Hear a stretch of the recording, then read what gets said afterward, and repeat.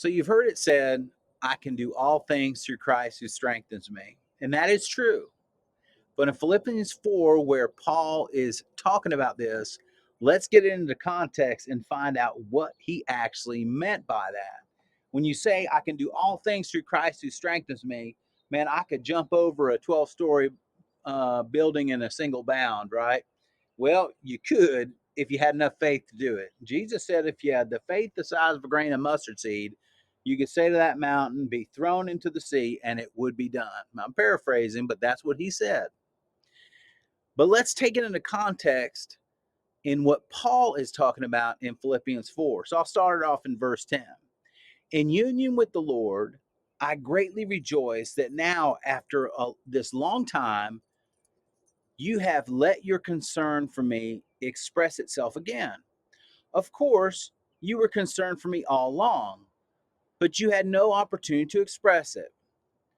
Not that I am saying this to call attention to anything, any need of mine, since as far as I'm concerned, I have learned to be content regardless of circumstances. I know what it is to be in want. I know what it is to have more than enough. In everything and in every way, I have learned the secret of being full and being hungry, to having abundance and to being in need. I can do all things through him who gives me power. Now, that's reading out of the complete Jewish Bible.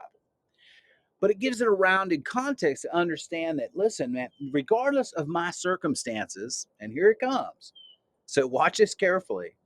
Regardless of my circumstances, I can go through all things through Christ who strengthens me. That's what Paul's saying.